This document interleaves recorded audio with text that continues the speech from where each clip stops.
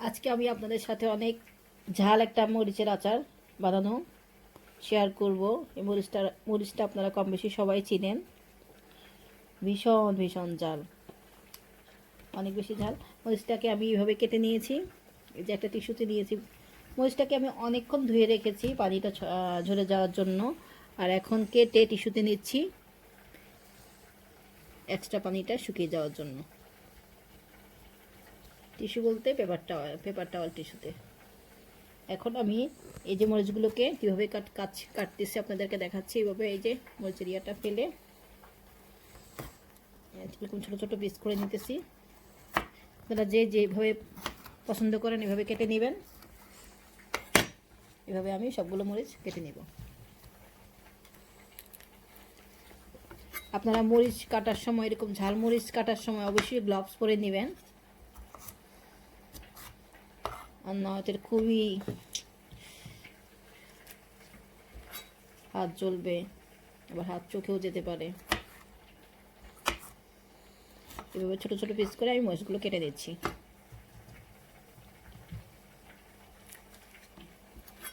এখন আমি আপনাদেরকে দেখাচ্ছি এই যে সবগুলো মরিচ আমি এভাবে ছোটো ছোটো করে কেটে নিয়েছি। মরিচগুলো এক এক রকম আর ছোটো বড়, কারণ আমি একদম একটা বাসা থেকে ওরা ফার্ম করে মরিচ, ফার্মে থেকে গিয়ে মরিচগুলো কিনে এনেছি। খুবই হট। আর আচারটা বানানোর জন্য আমি কি ইউজ করবো তা দেখাচ্ছি। এই যে এখানে আমি তেঁতুলের বিচি ছাড়া শুধু তেঁতুলের কাটা আমি এই চামচের 6 চামচ নিয়েছি। তারপর নিয়েছি এখানে কি মশলা, এখানে 2 টেবিল চামচ রসুন বাটা, 1 চা চামচ আদা বাটা, আর হলুদের গুঁড়া। এটা হয় জাস্ট, এখানে এটা তো কোনো ঝাল না, এটা জাস্ট পাপরিকা। আর এখানে ধনিয়া গুঁড়া 2 টেবিল চামচ, আর স্বাদ মতো লবণ। আর আমি এখানে নিয়েছি সিরকা, হোয়াইট ভিনিগার, আর নিয়েছি 2.5 কাপ, ইট মিনস 500 ml সরিষার তেল। আর এখানে নিয়েছি এগুলো আমি ড্রাই জিনিস নিয়েছি, এগুলো এখন আমি রোস্টেড করে শুকনা গুঁড়া তৈরি করব। এখানে 4টা মরিচ নিয়েছি আমার আচারটার কালারটা সুন্দর হওয়ার জন্য। আর সামান্য পরিমাণ 4 চামচের হাফ চামচ জিরা নিয়েছি, আস্ত জিরা, 1 চা চামচ সরিষা, আস্ত সরিষা, 2 চা চামচ পাঁচফোড়ন, 2 চা চামচ আস্ত ধনিয়া। এখন এগুলোর আমি সবগুলোকে রোস্টেড করব, আর তারপরে গুঁড়া করব।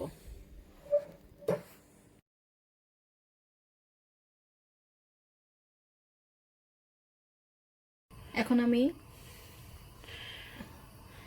একটা পাত্র নিয়েছি, পাত্রতে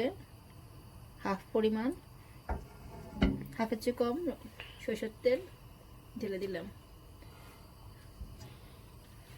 এখন তেলটা যখন একটু গরম হবে তখন আমি সব মশলাগুলো দিব।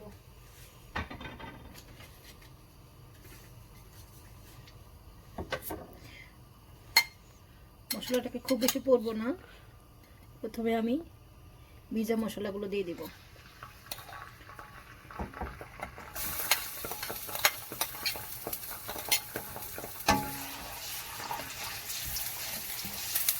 আমি একটু রসুন বেশি দিয়েছি, আচারে বিশেষ করে মরিচের আচারে রসুন একটু রসুনের গন্ধটা যদি থাকে একটু ভালোই লাগে খেতে। তারপর এই যে 30 সেকেন্ডের মতন এরকম আমি সবগুলোকে করে দেব।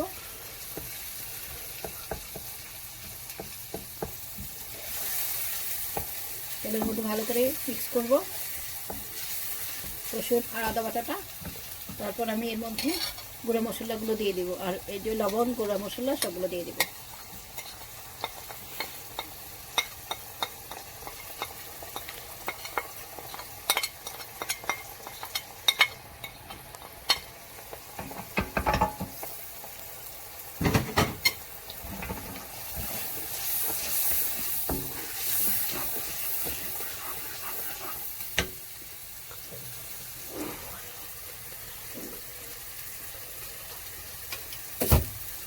মশলাগুলো যখন কষবে, আপনারা অনবরত এরকম মশলাটা নাড়বেন, না হয় মশলাটা পড়ে যাবে। এর মাঝে এই যে আমি পাঁচফোড়ন সব আস্ত যে মশলাগুলো দেখিয়েছিলাম, এগুলো এরকম ব্লেন্ড করে নিয়েছি। খুব বেশি মিহি করি নাই, এরকম করে করেছি। এখন আমি হাফ দিয়ে দিব।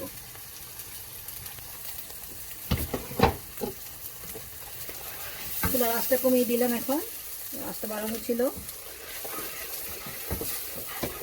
এখন আমি দিব তেঁতুলটা, সবটুকু তেঁতুল ঢেলে দেব।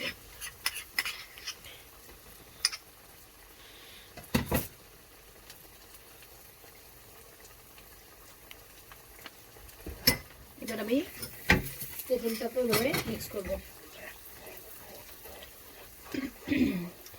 একটু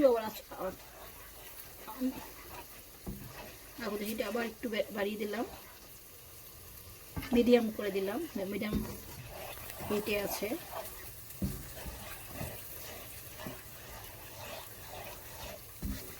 এবার আমি এই যে সাদা সিরকা বা আপনারা ভিনেগার যেটাই বলেন, এটাকে একটু দিয়ে দিব মশলাটাকে কষানোর জন্য।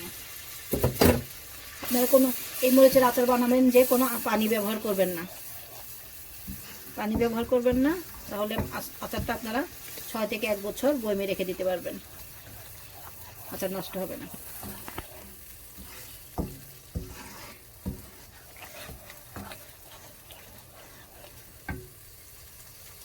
এবার আমি হিট আর একটু বাড়িয়ে দিলাম, আর একটুকু।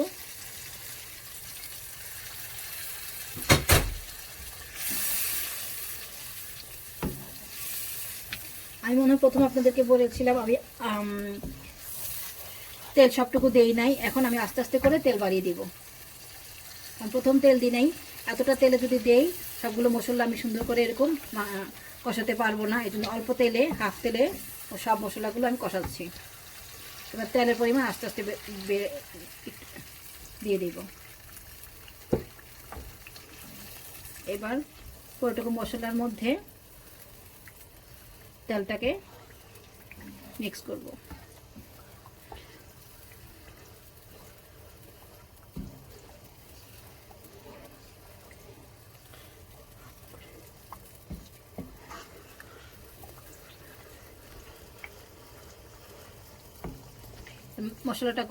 মশলাটাকে আপনারা 2 থেকে 3 মিনিট ভালো করে এরকম কষাবেন। মশলাটা 1 থেকে 2 মিনিট আপনারা এইভাবে কষাবেন। তারপর আমি এখন মরিচগুলো ঢেলে দেব।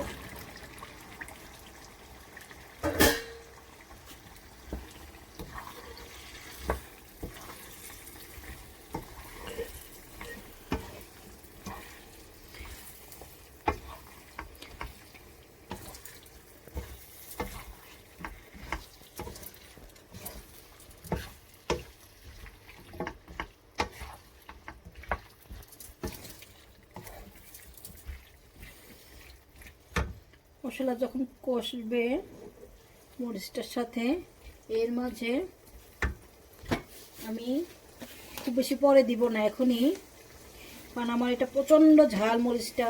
তো এর মধ্যে আমি তেঁতুল দিয়েছি, আর দিব কয়েক চামচ চিনি,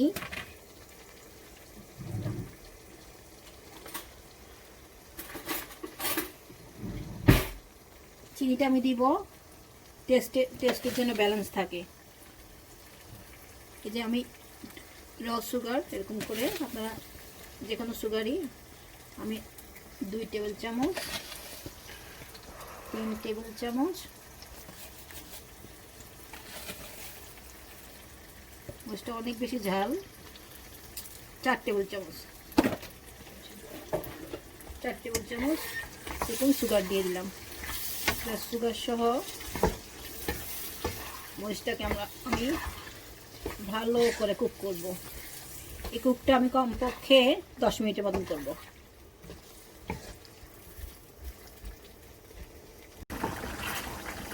আমার আচারটা প্রায় হয়ে আসতেছে। এই যে এখন দেখেন মরিচগুলো অনেক সফট হয়ে গেছে, এগুলো আর তেলের পরিমাণটাও বেড়ে গেছে। আমি তেল নিয়েছিলাম, আপনাদেরকে প্রথমে শেয়ার করেছিলাম। তেল নিয়েছিলাম আমি 2.5 কাপ। দ্যাট মিনস এখানে প্রায় 500 ml মতন আমি তেল নিয়েছিলাম। আর আমি তেল ইউজ করেছি 2 কাপ, আমার 1/2 কাপ তেল দিতে হয়নি, কারণ আমি তেলটা 2বারে দিয়েছিলাম। কারণ মরিচ যখন কমে যায় নরম হয়ে, তখন তেলের পরিমাণটা অটোমেটিক আবার বেড়ে যায়। এর জন্য তেলটা আমি একবারে সবটুকু দিই নি। আপনারাও তেলটাকে এইভাবে ইউজ করবেন। মরিচের আচার যদি ঘরে থাকে, যারা ঘরের মানুষ বা মেহমান কেউ ঝাল পছন্দ করে, তো এই মেহমান আসতে ইজিলি যদি ঘরে কাঁচামরিচ না থাকে, একটা একটু আচার দিলেই সবাই অনেক খুশি হয়ে যায়। আর এই আচারটা পোলাও, ভাত, আপনারা যে কোনো কিছুর সাথে খেতে পারবেন। এখন আমি এই যে গুঁড়া করা যে মশলাটা রেখেছিলাম, হাফ দিয়েছি, হাফ রেখে দিয়েছিলাম, পাঁচফোড়ন সব মশলাটা আমি এখন এটা মেরে দিই। তো আমি পরে দিচ্ছি, আমার গন্ধটা যেন আরও অনেকক্ষণ থাকে।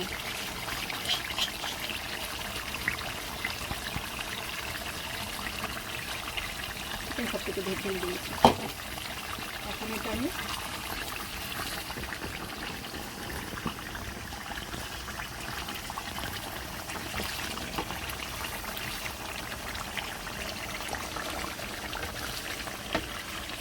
দেখুন আচারটা খুব সুন্দর হয়েছে। এটা আপনারা গরমে রেখে ইচ্ছে করলে কালকে থেকেও খেতে পারবেন, আবার এটা যদি 6 মাস রেখেও খেতে পারবেন, 6 মাস 1 বছর, কোনো নষ্ট হবে না।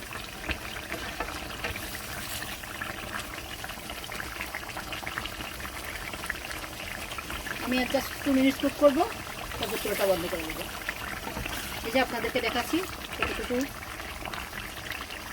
এটা আচারটা এরকম হবে দেখতে। আচারটা খেতে অনেক মজা। তার আগে আমি তৈরি করেছিলাম, আমার বাসার মেহমান যে আসছে বয়মটা সামনে দিলেই অনেক খুশি হয়ে গেছে। এমনও দেখা গেছে খাওয়ার পর বয়মি করে আমি শেয়ারও যে আমার এটা হয়ে গেছে। আমি এখন চুলাটা অফ করে দিয়েছি, চুলাটা বন্ধ করে দিয়েছি। আমার এটা আচারটা রেডি। আর আচারটাকে আমি একদম সম্পূর্ণ ঠান্ডা হওয়া পর্যন্ত এভাবে রাখবো, কমপক্ষে 4-5 ঘন্টা 6 ঘন্টা। তেলটা ঠান্ডা হলে তারপর আমি বয়মে পুরাবো।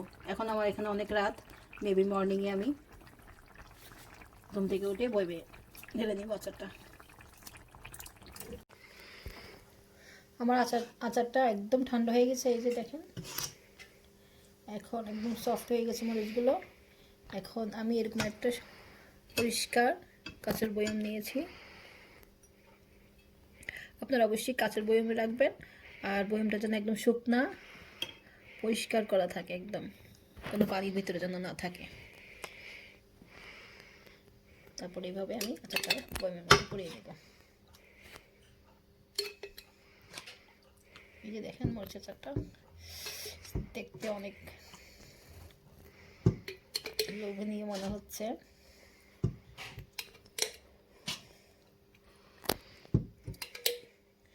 যাদের মরিচ না যদি হয়, অনেকেই আছে ভাত খেতেই পারে না, ওদের জন্য এটা খুবই ভালো হবে।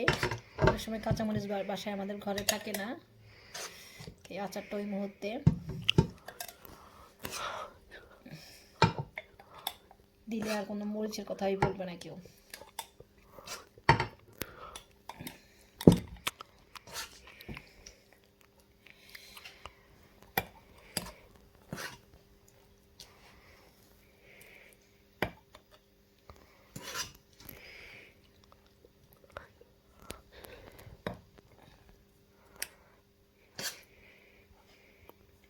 এই যে আচারটা দেওয়ার পরে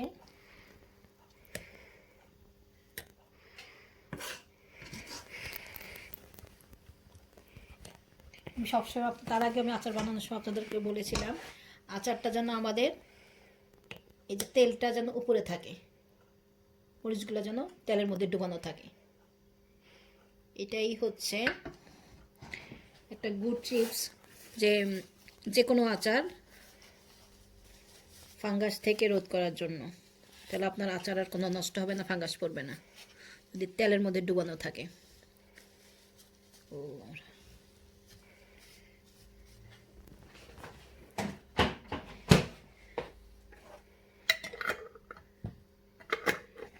এই যে হয়ে গেল আমার